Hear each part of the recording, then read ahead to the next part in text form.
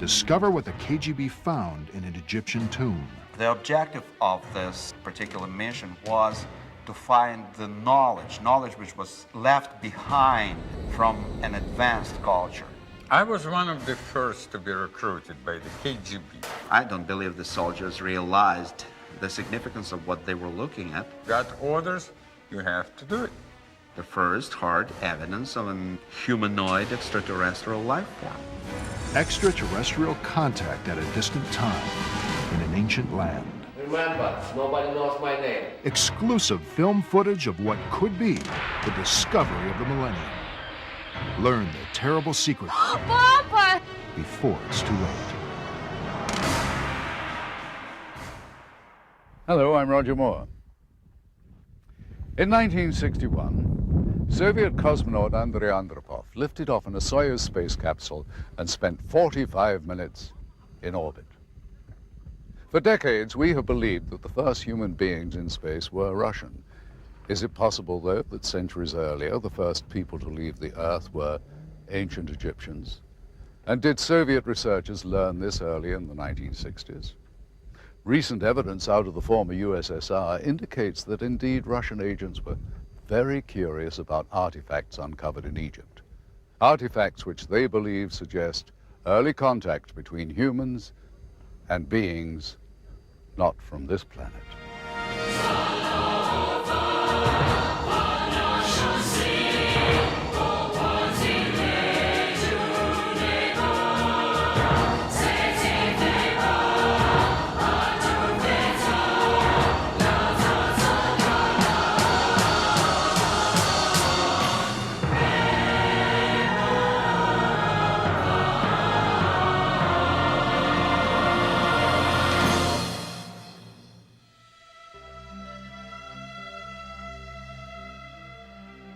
It's always been assumed the hunting ground for extraterrestrial life is above our planet. You watch the skies for UFOs. You probe the domain of deep space for the telltale signals of ET. Who would have thought to look underground for aliens? No one, except the KGB.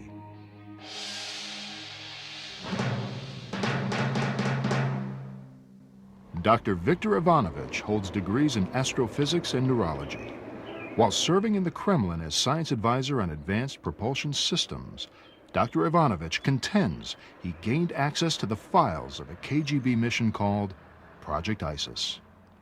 Project ISIS, it was targeted at discovering Egyptian artifacts and knowledge that may have military applications. ISIS was one of the several covert research missions that KGB was conducting during that time. Dr. Ivanovich chronicles the mission and its shocking discovery in his book, Project ISIS, the KGB's discovery of the Tomb of the Visitor. This exclusive footage has never before been seen outside the top secret facilities of the KGB. According to Ivanovich, what you are watching is a visual record of the most important discovery in the history of mankind. There is no disputing the fact that a small group of Russian scientists, together with military experts on radioactivity and chemical warfare, discovered the tomb in Egypt in 1961. The record is clear on that point. But what was never disclosed was what they found inside the tomb.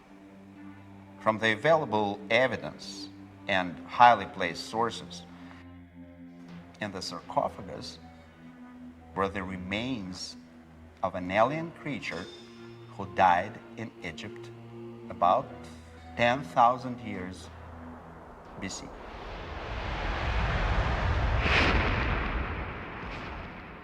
The point I'm making in my book is that the presence of this creature and the design of the pyramids and the whole pool of historical and scientific evidence shows that this particular visitation took place about 11,000 years BC.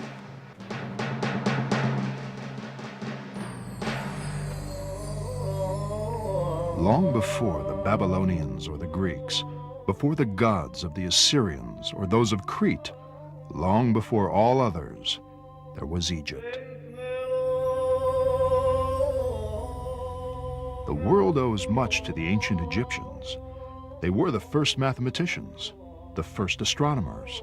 They gave the world the principles of geometry, the use of symbols to convey numbers.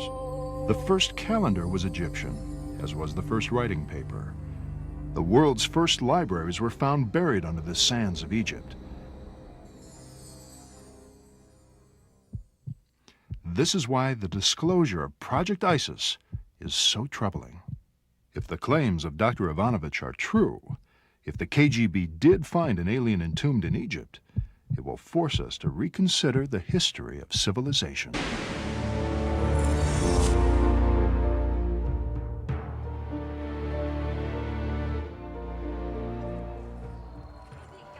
Each year, hundreds of archaeological expeditions come to Egypt.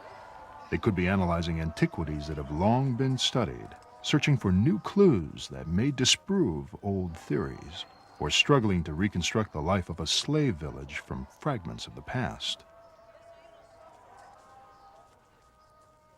We are currently excavating a site in what is known as the New Kingdom on the slave route to the Valley of the Kings.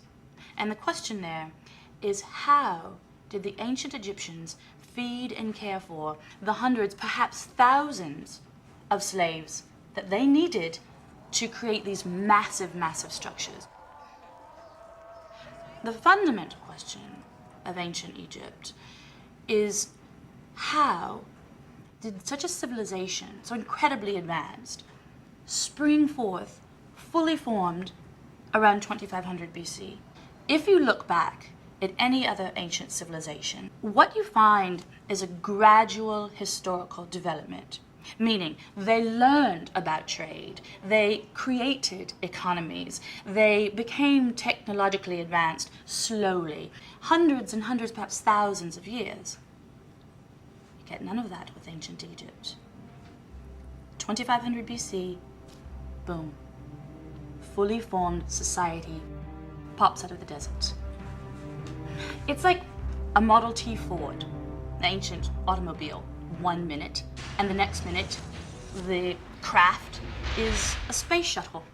The question, the fundamental question here, is that there seems to be no gradual historical development to explain the building of ancient Egypt. It seems to have formed from a legacy. Some have speculated that Egypt was built from the remnants of a lost civilization that perished in the biblical flood.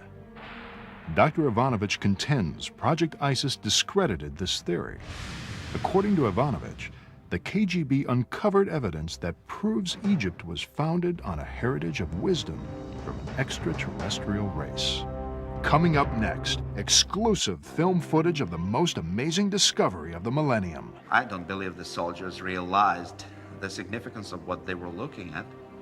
The first hard evidence of an humanoid extraterrestrial life form.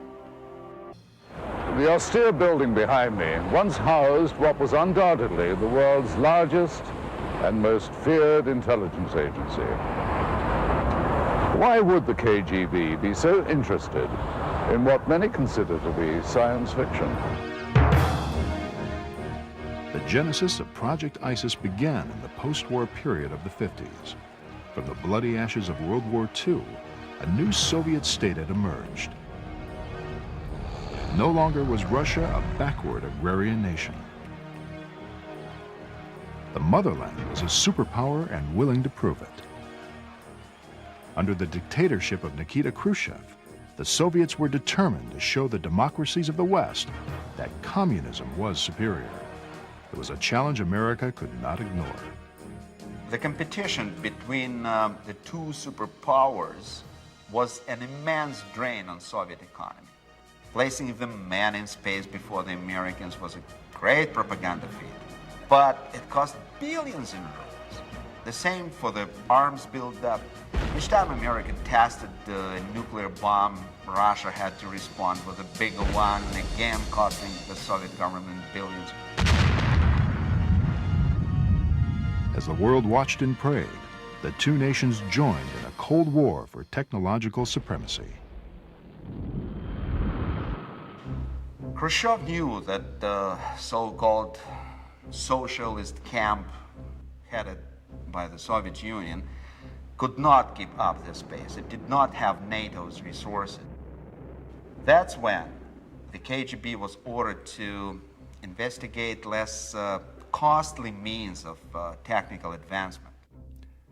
At the height of the Cold War, the KGB was the largest secret police and espionage force on the planet, with more than 300,000 agents. Under orders from the Kremlin, the KGB focused its considerable resources on areas that some would call fringe science.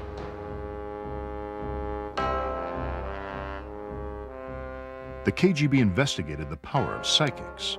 Experiments were conducted to test the feasibility of gathering intelligence through mind control.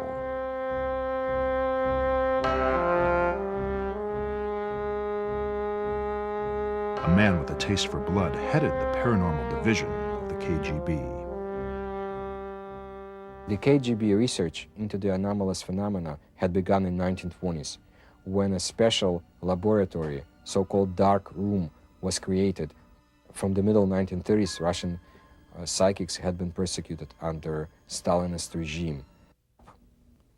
Gleb Boki, who was in charge of the paranormal phenomena for the KGB, was a sinister and cruel person who was known to drink human blood. The KGB had conducted psychotronic weapons research on prisoners that were sentenced to die and also political dissidents. When Gleb Boki and people who had studied the anomalous phenomena with him in the KGB were executed in 1937, all of the files were transferred, as far as we know, to the most secret archives of the KGB. However, the paranormal research went on. Under Khrushchev, great successes had been achieved in the Soviet Union with the paranormal. Some of the first biogenerators and machines to alter human minds came to the scene. The Americans were worried about Soviet research programs because they knew that the Soviet Union would not use it for peaceful means, that the Soviet Union was there to conquer and to overtake the United States. Another area of deep interest was UFOs. The Kremlin hoped investigating reports of alien spacecraft could advance aeronautical design. The former Soviet Union was an ideal location for the study of unidentified flying objects. Russia had more UFO sightings than any other nation. One reason for the multitude of UFO cases is that Russian borders surrounded the largest landmass in the world. Of the reported UFO sightings, the most compelling case is known as the Dalnogorsk incident. It's the best documented crash because we do have the fragments. They have been analyzed. It was a small probe. It was not kind of a big object, but something crashed on a hill in Dalnogorsk in January of 1986.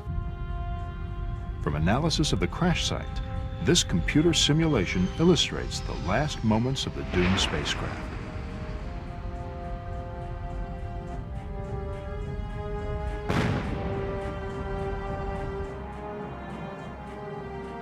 If we play the tape in slow motion, we can observe why the saucer-shaped design is so prevalent in UFO reports.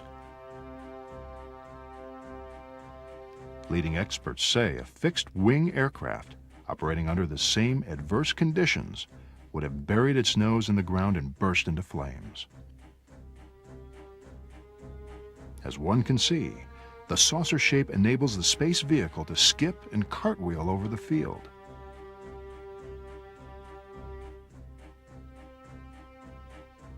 The spacecraft was damaged, but not destroyed.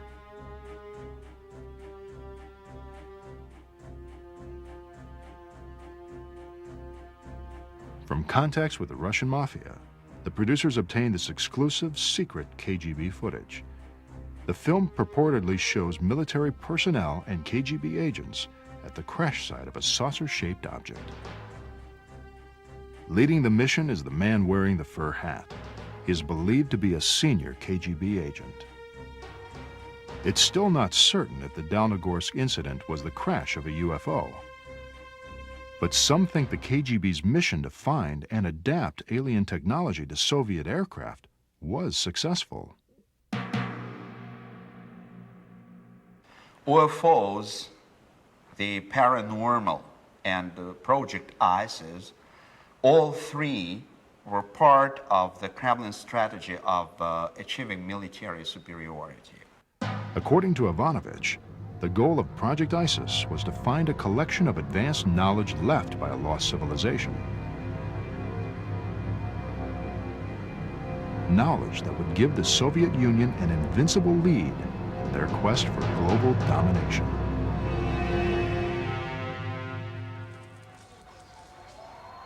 One of the enduring legends of Egypt is that somewhere, perhaps inside the Great Pyramid or in a lost tomb, somewhere in Egypt is a chamber of knowledge containing the wisdom of gods who came from the stars. Since 820 AD, explorers have dreamed of finding the mythical Chamber of Knowledge. Sheikh Abdullah al-Mamun was the first to breach the massive stone of the Great Pyramid. The Sheikh was drawn by the legend that, concealed in the pyramid, was a record of the past and future of mankind. With tales of golden treasure, the Sheikh coaxed his terrified men through the passageways.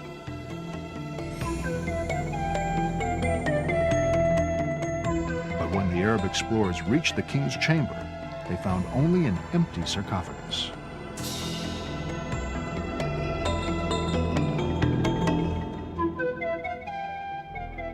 Some believe if there is a chamber of ancient wisdom, it will be found under the Great Pyramid. For years, there has been speculation about subterranean passageways running from the pyramid to the Sphinx.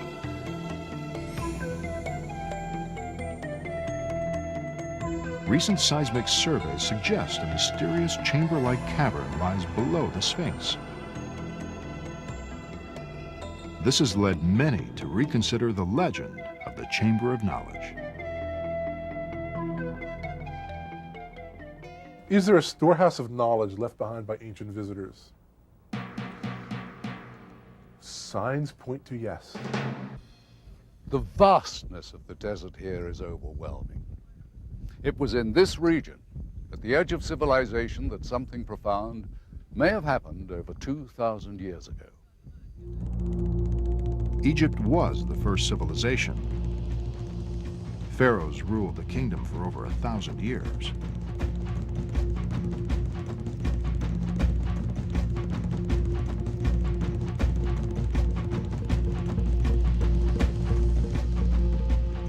Who were these mysterious people? From where did they derive their power and wealth? Where did they find their wisdom? The objective of this particular mission was to find the knowledge which was left behind from an advanced culture which predated this traditional Egyptian history.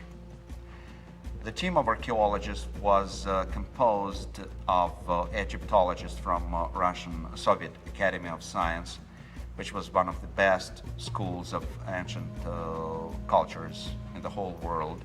And in spite of that, the KGB leaders gave the project little chance for success. I was one of the first to be recruited by the KGB. I don't know what was the interest in it. But anyway, you cannot say no to Комитет государственной безопасности, KGB. You got orders, you have to do it. So my recommendation was to start right there, at the Giza Plateau. A trip to Egypt is a humbling experience. the ancient monuments still cast their long shadow upon the works of man. The Giza complex includes the Great Pyramid of Khufu. Nearby is the Pyramid of Menkaure. Still visible are some of the mortuary temples. Next in size to the Great Pyramid is the Pyramid of the Pharaoh Khafre. Many believe it was Khafre who ordered the creation of the Sphinx. Carved out of the bedrock, the colossal statue appears to be guarding secrets that lie beneath the sands. It took centuries to complete the complex of monuments on the Giza Plateau. It must have been an awesome vision. Towering pyramids, gigantic statues, temples, crypts, and causeways.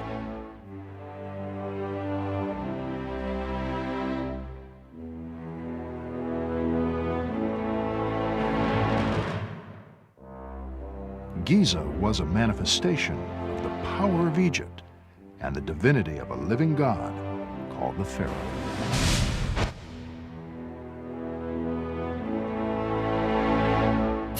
No monument symbolized the godlike power of the Pharaoh better than the Pyramid of Khufu.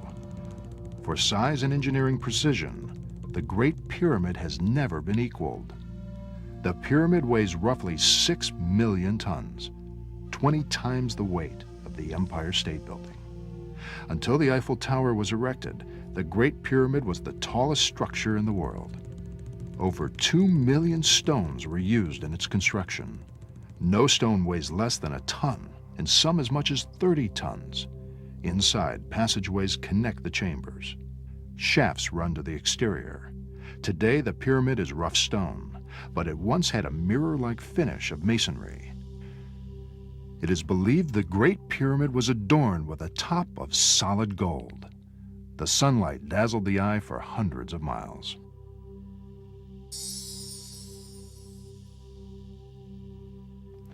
For centuries, experts have speculated on the purpose of the pyramids. Conventional theory claims the pyramids were symbolic doorways to the afterlife. Others believe the pyramid was an astronomical observatory. Some say a geographical survey instrument. One outlandish theory states the Great Pyramid was a grain elevator. But experts do agree the pyramids were far more than just gigantic tombs. Nobody's ever found evidence of a burial in a pyramid, and we still don't know how they were built. Scholars had argued that the technology to construct massive pyramids might not have been available to people at the point in human history when these structures were built. The pyramid builders knew information that would not be rediscovered for centuries. For example, the pyramid's height corresponds to the distance from the Earth to the Sun.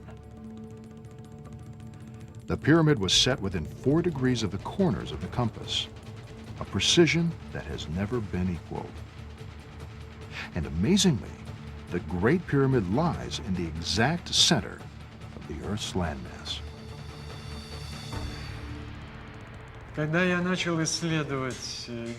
When I began my field research at Giza, I was immediately struck by the fact that whoever built the pyramids could determine longitude and latitude. This is amazing, since the technology to fix longitude was not invented until the 1600s. But more to the point, the pyramids were constructed at the exact center of the Earth. Also, the size, the pyramids are visible from an extremely high altitude. They can be seen from the moon. Plus, the pyramid is one of the best shapes for radar reflection. For these reasons, I advise the KGB the pyramids of Egypt were built for navigation by alien explorers. It makes perfect sense. Egypt would be an obvious choice for the aliens who had to establish an outpost for planetary expeditions. The initial landing by an alien expedition team would pick a flat area with a few obstacles. Egypt would be an obvious choice since it's also in the center of the land, the habitable mass of the earth. Though never adopting communism as its core political system, Egypt was for many years still firmly within the Soviet sphere of influence, a client nation. Egypt both benefited from and made concessions to its benefactor, the former USSR. Some experts speculate the Kremlin feared the CIA would learn about the mission to Egypt. Pressed by U.S. competition in the arms and space race, Russia did not want to start a tomb race. The geopolitics of the time enabled Project ISIS to operate with complete secrecy. By the late 50s, Egypt accounted for 43% of all Soviet aid to Third World nations. When Project ISIS was initiated, Soviet military personnel in Egypt numbered over 20,000. The heavy military presence disguised the efforts of mission scientists. According to Ivanovich, project scientists were headquartered in Cairo. From there, small squads of archaeologists would conduct covert studies of the Giza pyramids. Often, the scientists would be disguised as Arab peasants or army officers. For some strange reason, we were sent there in soldiers' uniform with Kalashnikov assault rifles, like we were a bunch of soldiers or something, when in fact we were just archaeologists. And if it were just, they would just tell everybody that there's a group of archaeologists looking for some artifacts that would be accepted by everyone. Project ISIS did not rely solely on undercover archaeologists. In 1959, the KGB recruited an official within the Nasser government, Sami Shadref, the director of the President's Office of Information. Because of his position, he had carte blanche to highly classified information. Sharaf was also an expert in wiretapping of Egyptian officials. Many times, the information Shadref gathered seemed of little consequence. However, according to Ivanovich, on the night of July 24, 1960, a conversation was recorded that would spin Project ISIS into the realm of myth and disbelief. This recording was obtained through the sources who I must protect. أيوة يمكن تعمل عليهم. هم كانوا يشربوا خمرة؟ لا هم مسلمين متشددين. قالوا إنهم وجدوا مقبرة مقفولة. أيوة دي معوي، قالوا هو قبر. كيف عرفوا أشياء زي كده؟ دخلوا شافوا على الحيطان رموز وكتابات وصور حكاوا عليهم من قبل. تعرف إيش يعني هذا؟ وجدوا مقبرة الزوار. مقبرة الأزهر. مقبرة الأزهر. One of the top officials monitored by Sharaf had found his brother. Apparently, two Bedouins stumbled upon the hidden tomb.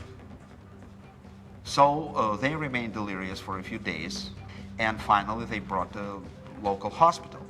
And they repeated only this word, Maqbarat al-Zohar, which means the tomb of the visitor.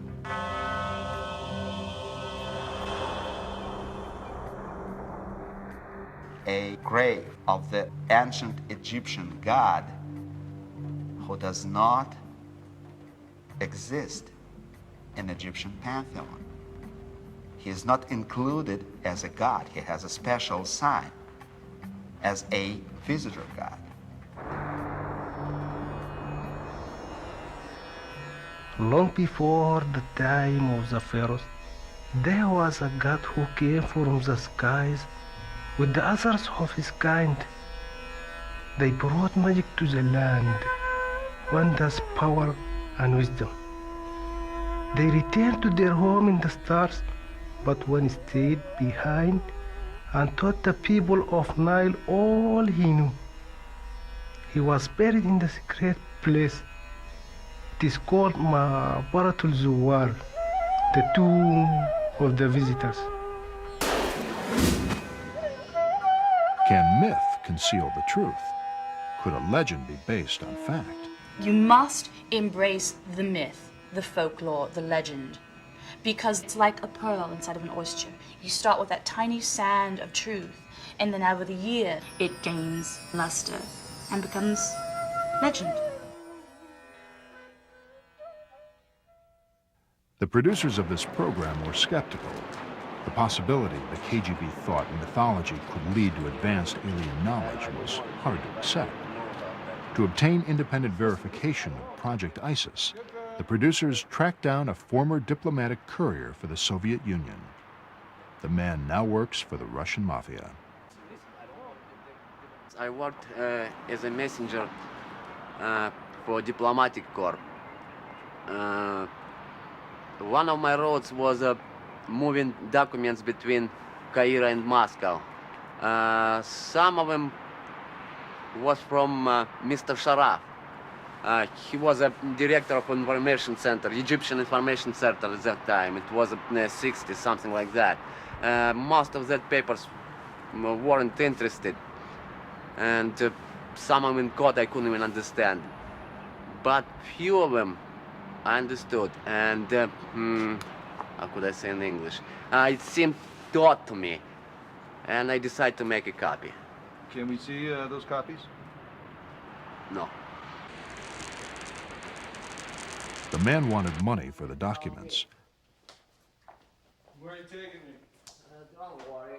Our field producer explained he wouldn't pay unless he was certain the documents were from Project ISIS. You don't have places like this in America, huh? The producer was taken to an abandoned office building on the outskirts of Moscow. Here we are. This footage is from a hidden camera. All my paper in here. That's like a life insurance. A lot of people would pay a lot of money for this stuff. Is that what you used as a courier? Yeah. Here we are, I think. Among the documents was a memo to a high-ranking KGB official. It read, "My agents have secured the notes of one of the scientists working on the Tomb of the Visitor findings." Is that KGB? KGB letter. Another was an inventory of contents taken from the tomb. Classified top secret, it read, "Location of finding, undisclosed. Subjects, 15 crates of relics, 1 partially mummified body, 1 stone sarcophagus, and 8 hieroglyphic samples." And this is a letter from an agent to Moscow. A project scientist who was one of the first to enter the tomb filed this report. It read, "During inspection of the wall segment, we noted an odd sensation. A magnetic repulsive force seemed to be emanating from the rock. We were unable to find any scientific explanation." This is one from Egypt? Samples from Egypt. Pyramids. This memo is from the cryptologist report. Findings. Partial decoded message on tomb wall indicates a prophecy of the return of ancient wing gods. It talks about the tomb, doesn't it? Yes. Okay, I think we got a deal. The documents made it clear.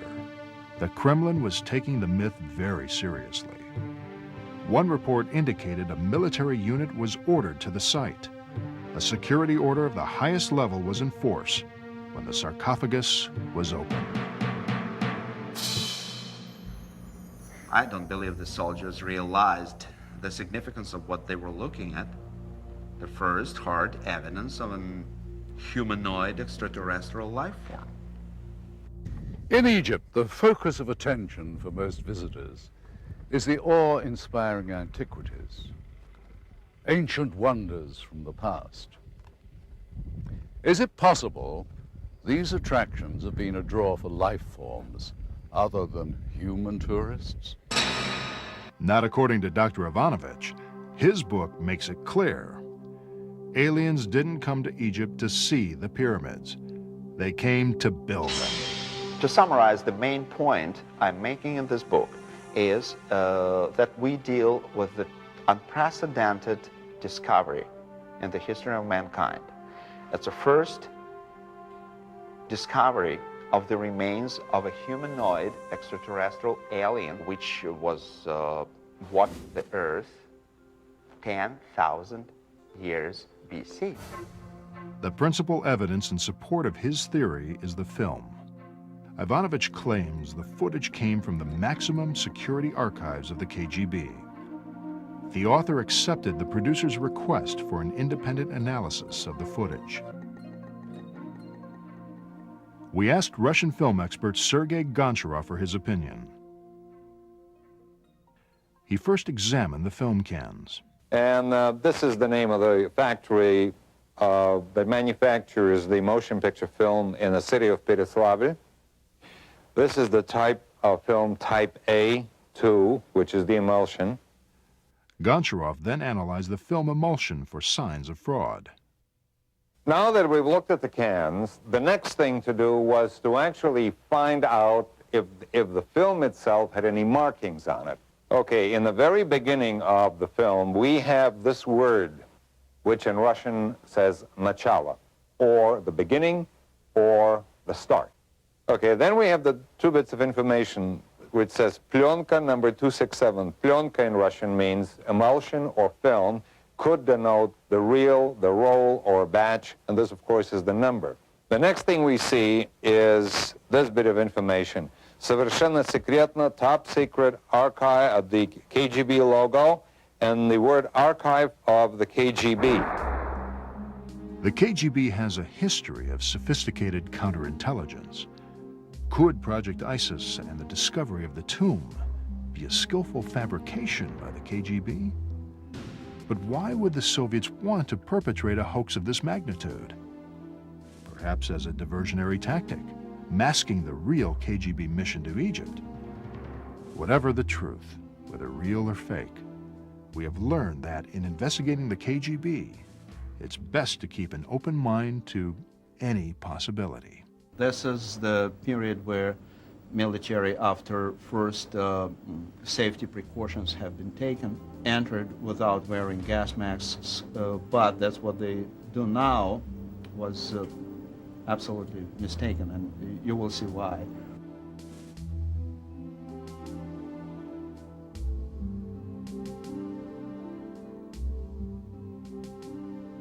Because they had to open sarcophagus after proper examination of the content.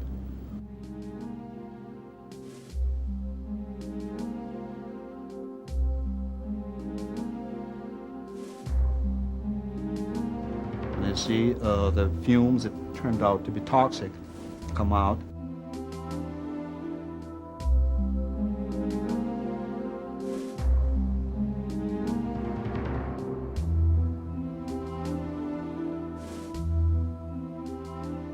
These are the remains, actually, of this extraterrestrial alien.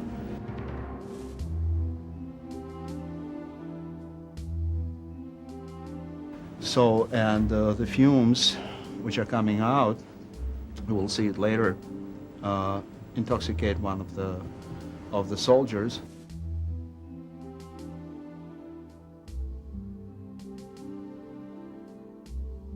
Under such circumstances, under this particular condition, they could be very poisonous.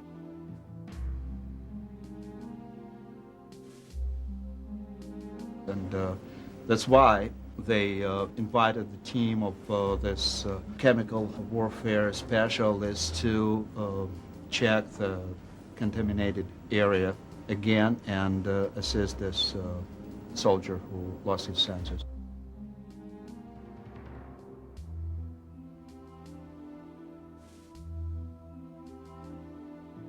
The energy inside the rock cave, particularly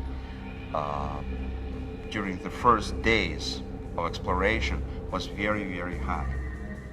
Here we have the last period of evacuation of the most important samples of archaeological excavation in the tomb. So we have two Bedouins here, they were invited as helps, like absolutely neutral people.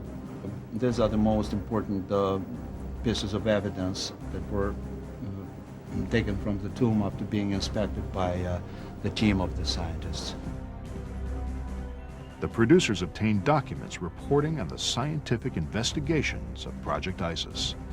Scientists who conducted the studies confirmed the authenticity of the reports. I got a call to report to the lab immediately. There was an archaeological discovery and we were to test the artifacts, and we were told that the item came from an Egyptian tomb of an undisclosed location, and we were not to discuss our findings with anyone. It was highly classified. Project ISIS now operated on two fronts. In Moscow, the artifacts from the tomb and the mummy were analyzed. At the Giza site, investigators continued to search for evidence of alien knowledge. For years, many people have attributed strange, unexplained powers to pyramids in general, and specifically the Great Pyramids of Egypt. Apparently, it's not just proponents of New Age mysticism who have made these claims. According to KGB documents, mission scientists began to wonder if the entire Giza Plateau was designed and engineered for a single purpose. This theory has found support in later research. I believe, and there are different schools of thought, but I believe that the pyramids were, or certainly the Great Pyramid, was a machine. It had some sort of purpose. The measurements are extremely precise. For example, the ratio between the height of the pyramid and the perimeter of the pyramid is the same as the ratio between the radius of the Earth and the circumference of the Earth. So you can actually see the pyramid as sort of like a three-dimensional triangular depiction of a hemisphere, which might suggest that there was some reason to have the pyramid resonate with the planet. Now, I can convince, I think, even the greatest skeptic in 30 seconds that pyramids have powers to alter cosmic rays. Now, that sounds like some spacey thing, but here's the deal: a prism. Archaeoastronomer Yuri Vladimir agrees with the prism hypothesis. The pyramids are in effect huge prisms capable of concentrating energy. Capturing the light from the stars would initiate a process that would turn the Great Pyramid into an interstellar transmitter. Project scientists claimed the three pyramids and Sphinx could be integral parts of an immense machine designed by alien engineers.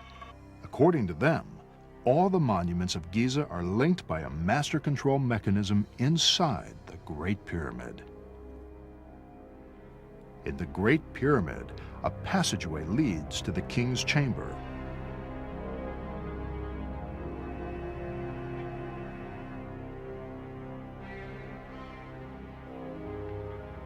Above the sarcophagus is a tunnel some call the Star Shaft.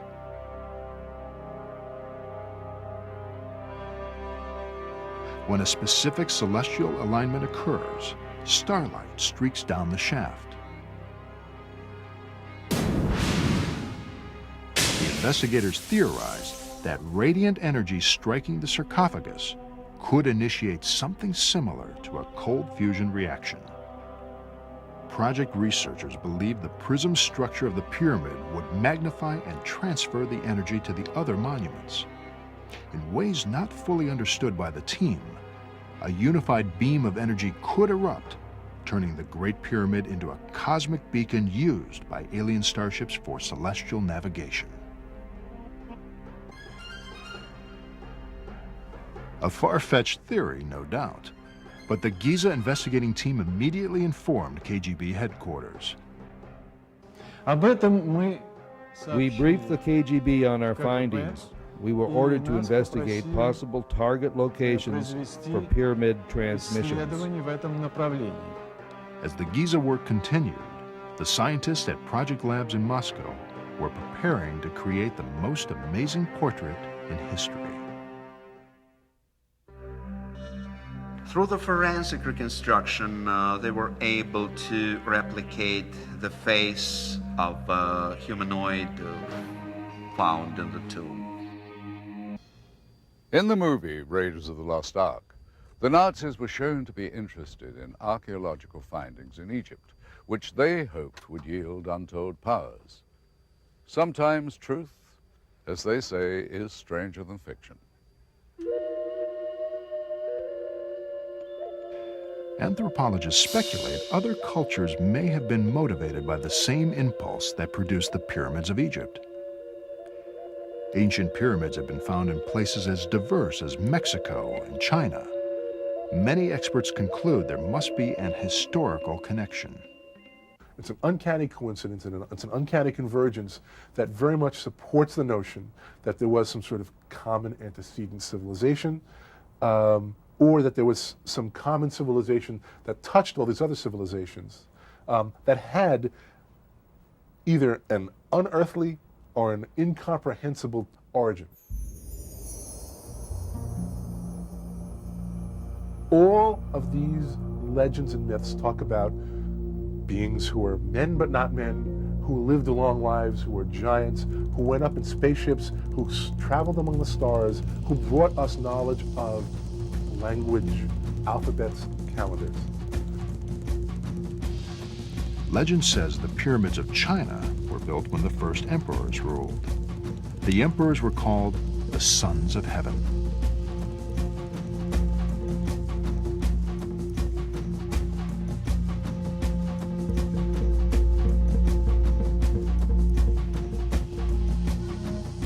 Similar legends surround the pyramids of Mexico and the Yucatan.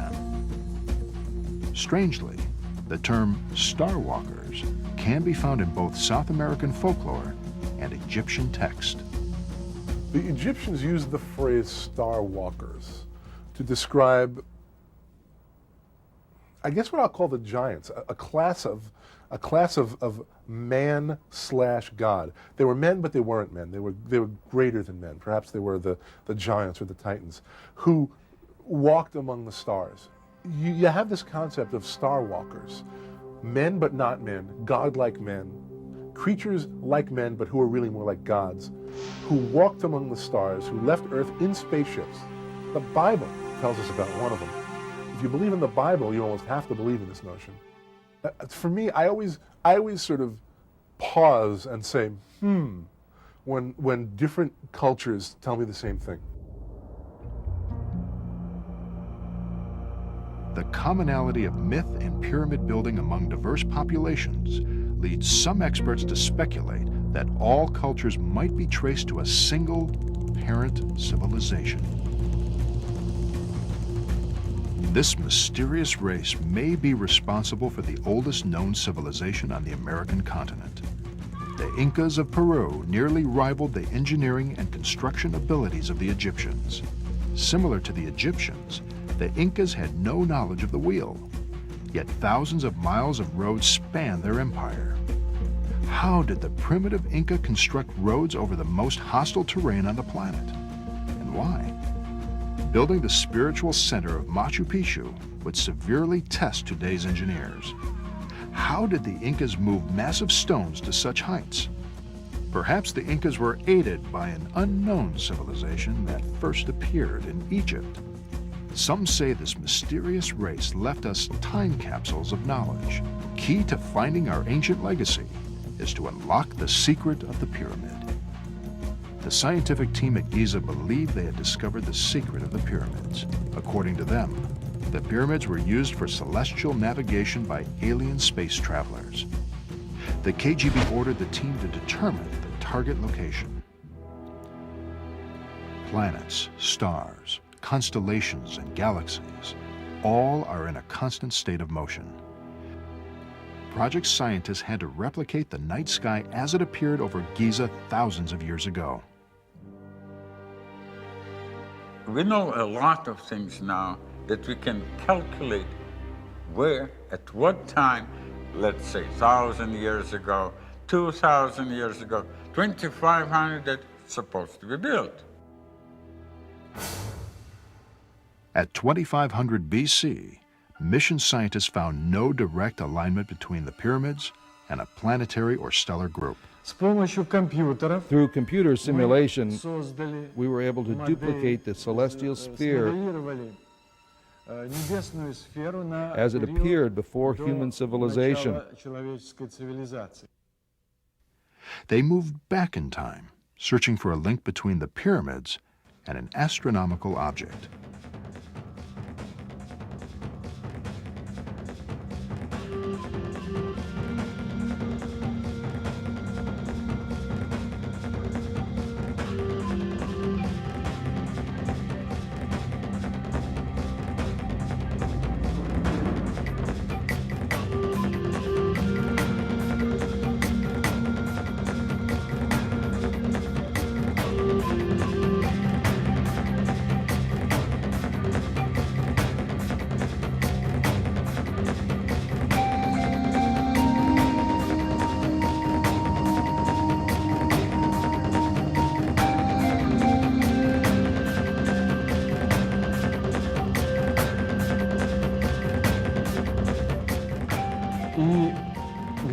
At 10,500 BC, something very strange occurred.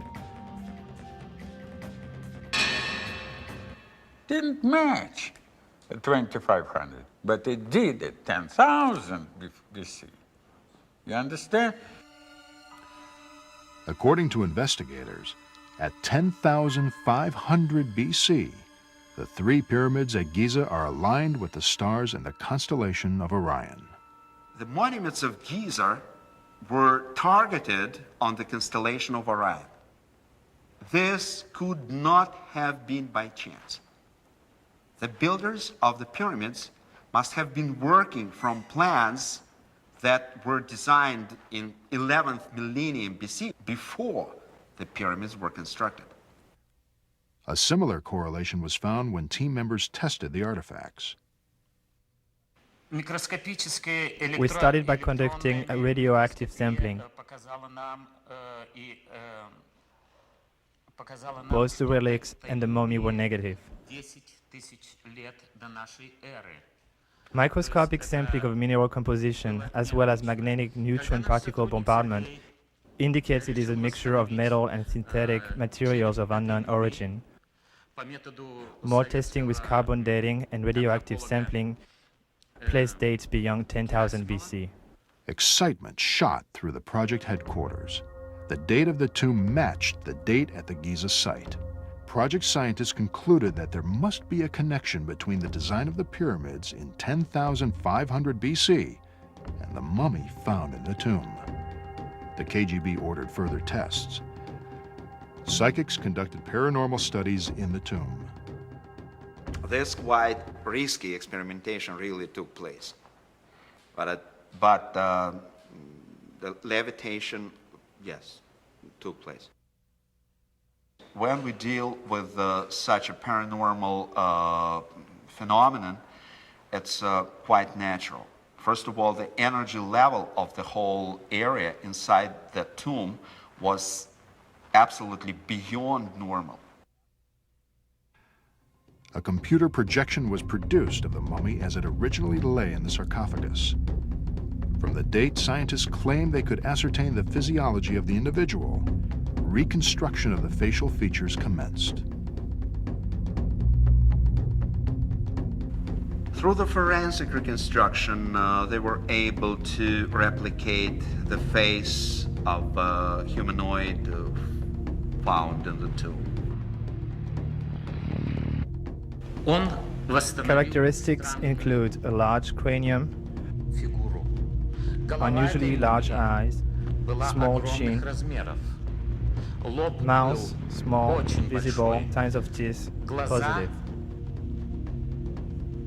Long neck, estimated size of individual 2 meters.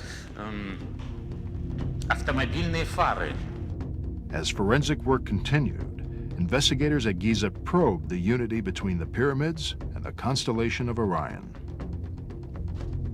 The scientists placed a celestial map over the plateau. Centered over the pyramids were the 3 stars that make the belt of Orion. Next, they traced the path of stars and took tangents from the Sphinx and pyramids. It was like a treasure map. The pyramids, the paths of the stars, they all intersected. Then X marked a star in the constellation of Orion, a star very much like our sun.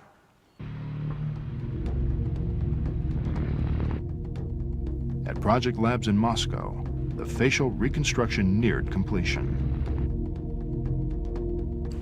I know this sounds unbelievable. I wouldn't believe it myself if I hadn't been there. But the reconstruction, the mummy, it didn't appear to be human. Maybe the legend is true. Maybe we found an extraterrestrial in that tomb.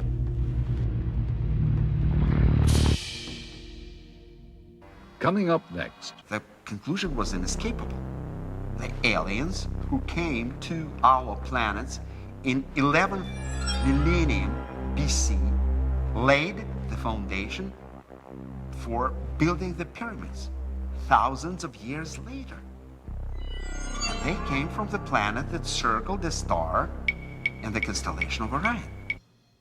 If something not from this earth had been recovered here in Egypt, it would have been brought to a classified military base back in Russia, where super-secret operations have been conducted since before the Second World War.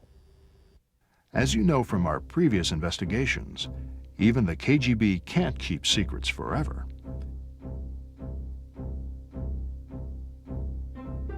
It could be sexual blackmail operations.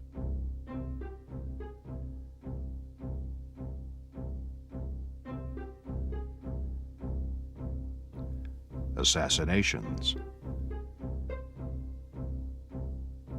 UFO recovery missions. All have been prone to leaks.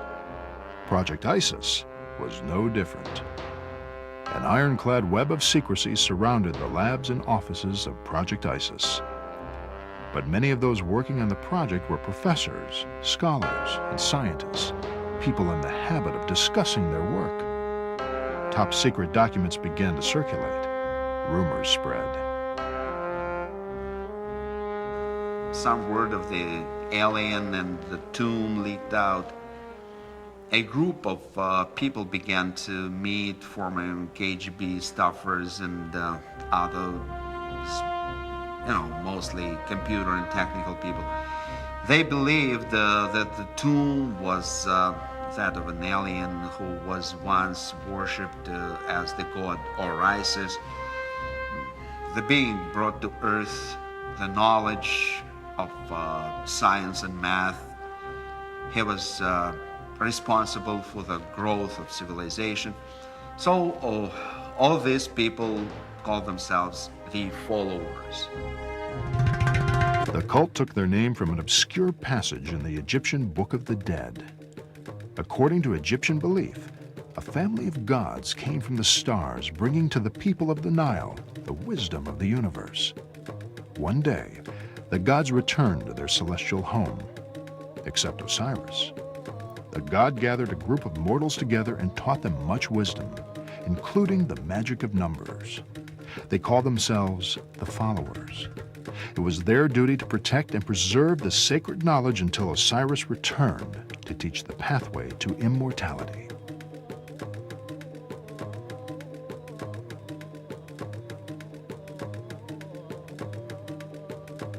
The Egyptians were extraordinary astronomers. The reason is they believed, and let's not even say believed, they fully understood in every fiber of their beings that the stars were the map to the great god Osiris, to the afterlife.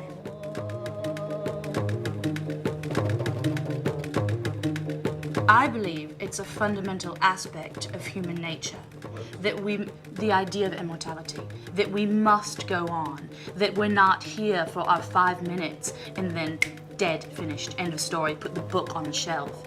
No, the human being needs to have some grasp of faith, some aspect of belief that the soul, the spirit, the essence of the individual continues on. This is why we have Christianity. This is why we have Islam. This is why we have Judaism. It's the exact same with the ancient Egyptians. They had to have, they believed, they knew that their souls were immortal. Oblivious to the breach in security, refusing to see the value of an alien skeleton, the Kremlin allegedly ordered the KGB to refocus its efforts on the initial goal of the project.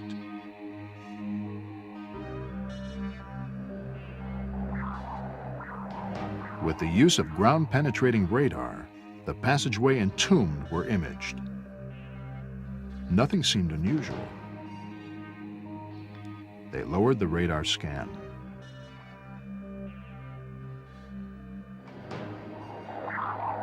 Still nothing.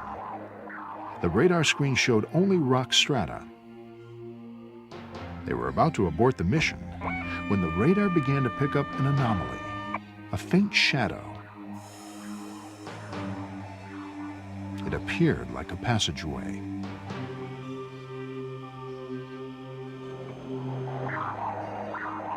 Directly below the tomb was a large spherical chamber.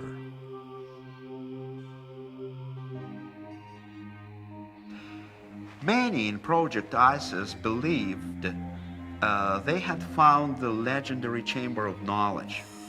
Apparently, the extraterrestrial discovered was buried with a vast library of knowledge and data from the advanced alien culture, which could have immense military relevance.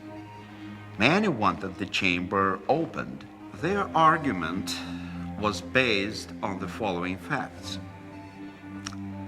The mission from Orion landed at exact ideal location to build pyramids that would serve as navigational beacons for further reconnaissance of our planet. The first recorded UFO sightings were reported by the high priest of Pharaoh Thutmose III about 3,400 years ago. UFO sightings continued through the ages, but escalated when man obtained the mastery of the skies.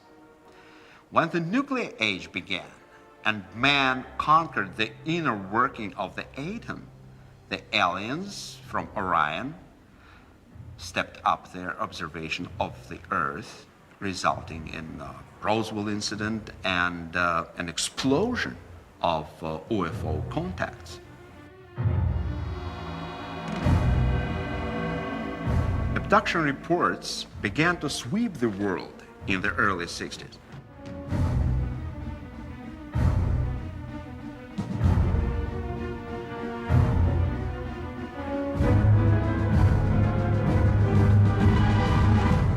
A pattern emerged.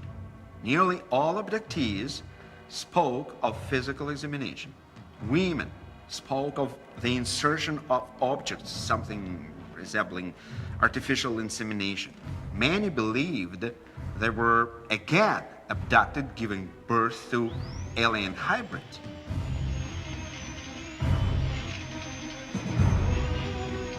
In the last decade, reports from credible people claiming to have been abducted has risen dramatically. Many elements of their abduction experience are similar. The same physical marks are left on abductees' bodies. Many recall similar details of alien spaceships. Some experts say the similarity in accounts is circumstantial evidence that alien abductions are real. Could the abduction phenomena be a genetic colonization program begun in ancient times? Could aliens be cloning themselves by inserting alien genes into human DNA? Well, the Egyptians believed that DNA came from the heavens and that it would someday return. They could very easily be talking about the Anunnaki who came to Earth with their knowledge of DNA and with their DNA itself. In other words, the DNA, some of the DNA that humans are based on, actually did come from the stars. In their quest for a secret chamber of knowledge, did the KGB discover the horrifying truth behind alien abductions?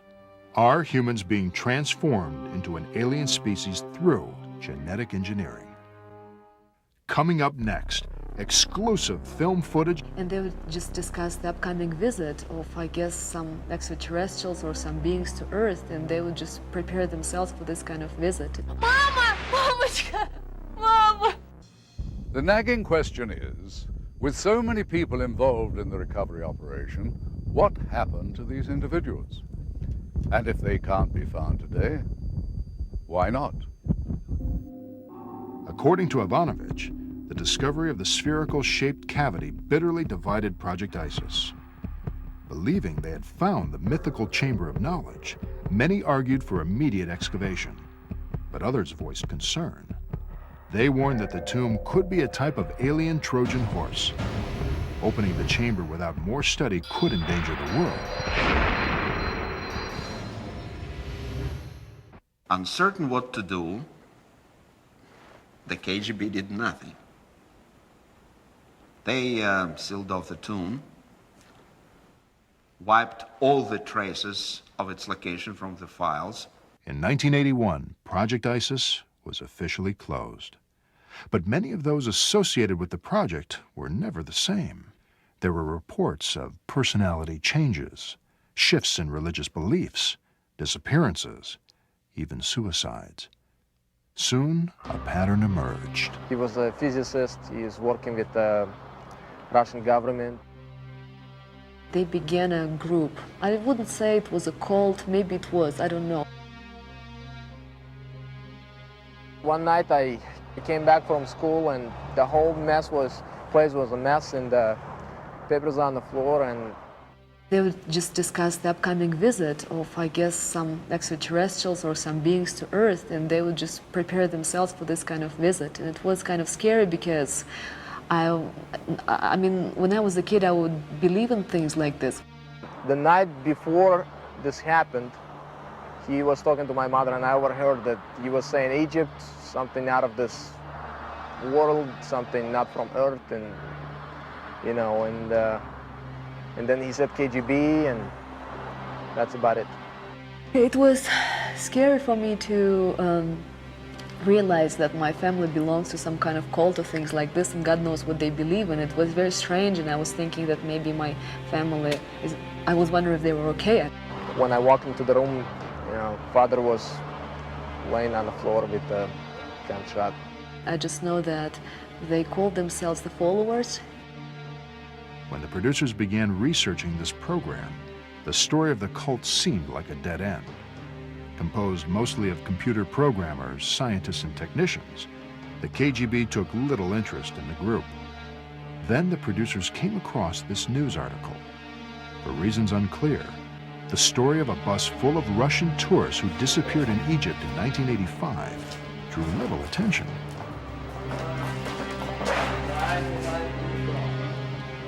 But during the final phase of production, one of our field producers stumbled on the scoop of a lifetime. It occurred during the hidden camera exchange with the former diplomatic courier. Down. That's terrible. Scary. That's Lubanka. It's a headquarters of KGB. You've been in there? Yeah. You're ready to pee in your pants. That's terrible. Hey, by the way, when you came out of any of your last trips out of Egypt, did you ever come across a videotape, Egyptian? You're lucky. I have some tape. I saw some pornography, but only this tape. You can have it. Egyptian police give it to me as my gift. Thanks. The business.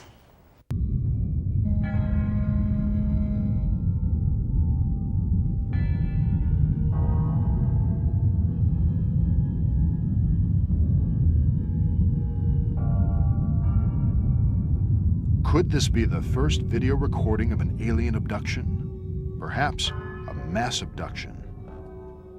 Could it be connected with the discovery of the tomb? If so, could these tourists be members of the cult?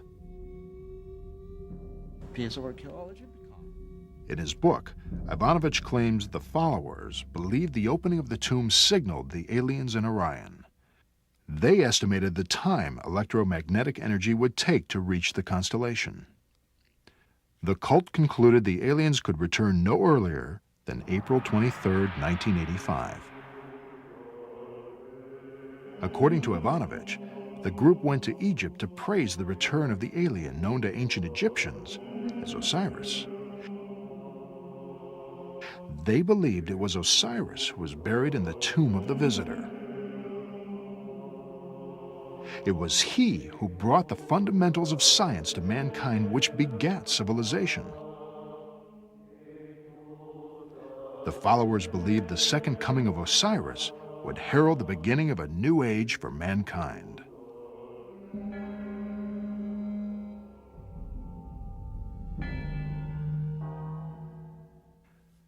Supporting the author's contention was the testimony from the daughter of a couple who joined the cult.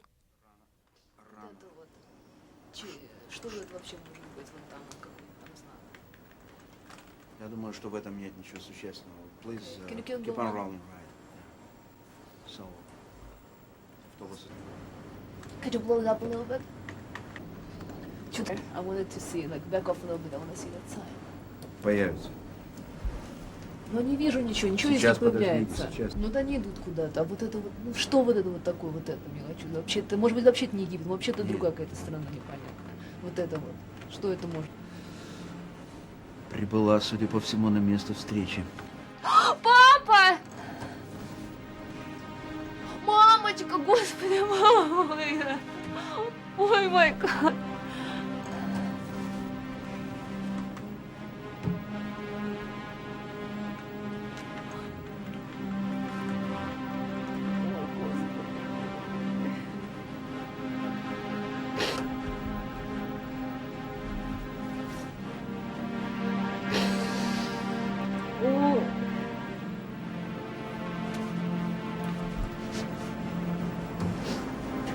What did you see there? Did you see your parents? Yeah. I saw my mom and I saw my daddy there. Точно, это был папа. Это я точно знаю.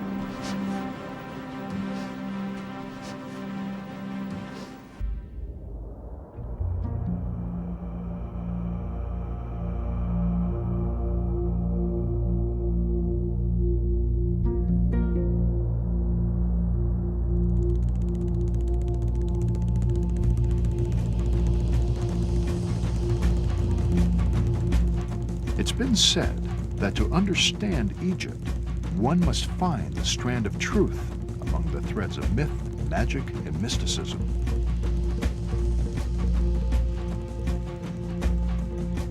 All intertwined in the dusty tapestry of time.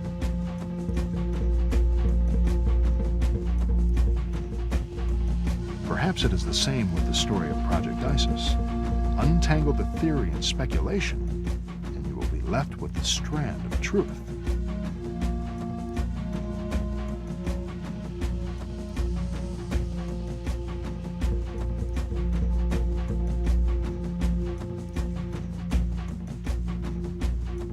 To summarize my research, this is what I have concluded. Approximately 13,000 years ago, aliens from a planetary system around a star in the constellation of Orion came to Earth. Why? Various possibilities. They could have been explorers, like we explore the moon and our own planet, or perhaps on extraterrestrial Peace Corps mission to a primitive society, or maybe they were intent on colonization. While Dr. Ivanovich's book has received cold silence from Russian officials, it has sparked passionate debate among the scientific community. Of course, I am familiar with Project Isis by Dr. Ivanovich, and I've read it. and I can easily dismiss the vast majority of the book as the workings of an overactive imagination. After establishing an outpost, they began a propaganda campaign targeted at the indigenous population that was disguised as a religion. The massive building projects that aliens planned required a large, obedient labor pool. There's a theory that causes all indigenous people anger, and that is that some Martian, be he Osiris or whomever, came down from the heavens and gave us technology. Because what that says is that my people, the Egyptians, the Native Americans, the Druids or Celts, or whomever the individual might be, that these people did not create their own society. They selected or created a certain class of society. Probably they selected during a couple of generations. And then they brought this knowledge in the form of religion. That these individuals were indeed given this by someone else. That is not only wrong and misleading, it's terribly insulting. So, the objective of this particular mission was to find the knowledge which was left behind from an advanced culture which predated this traditional Egyptian history. The tomb of the visitor. No one's ever going to look for this tomb, because to do so would be like looking for the home of the Easter Bunny. Gods are not for burial, but for worship. A group of people began to meet, former KGB staffers and other, mostly computer and technical people. All these people call themselves the followers. But there is one chapter that I find intriguing. Chapter number 7. It is about a Russian cult called the Followers. And these individuals were all from advanced technological backgrounds, computer technicians, phone creation people, just extraordinarily brilliant people who dealt with radio waves. And they believed that the great god Osiris was sort of a god of technology, if you will, and that he did come and he did give this incredible wealth of knowledge to the ancient Egyptian people, and that he would indeed return to Egypt. It was a little bit scary to go deep about things like this. My mom and dad, they would just gather in the kitchen and talk maybe English or some different language, so I wouldn't understand what they're talking about, We do know as their landing site was picked at the desolate location in the center of our planet, Egypt. I had recurring dreams about my family, about some light coming into them, being abducted to the spaceship, something like this. I've been seeing dreams like this, and I don't know if it was hallucinations or something like this. So what you have is an incredible amount of brilliant individuals, brilliant minds, traveling now to Moscow, from Moscow, to look for this tomb of the visitor, for the return of the great god Osiris. In the physical world, in the physical reality, they're not with me, they're not here, they're lost, I believe.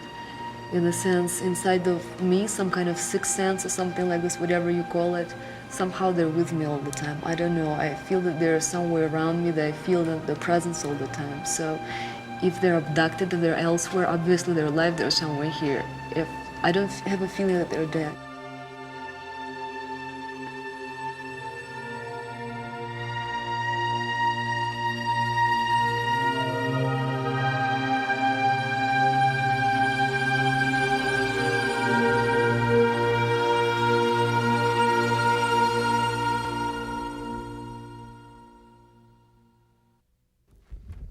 With all that we have unearthed here, the big question seems to be, what is the significance of what are clearly some very profound discoveries?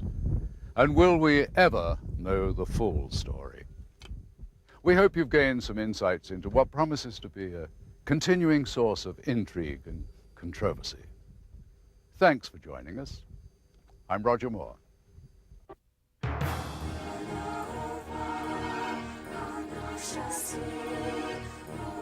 Thank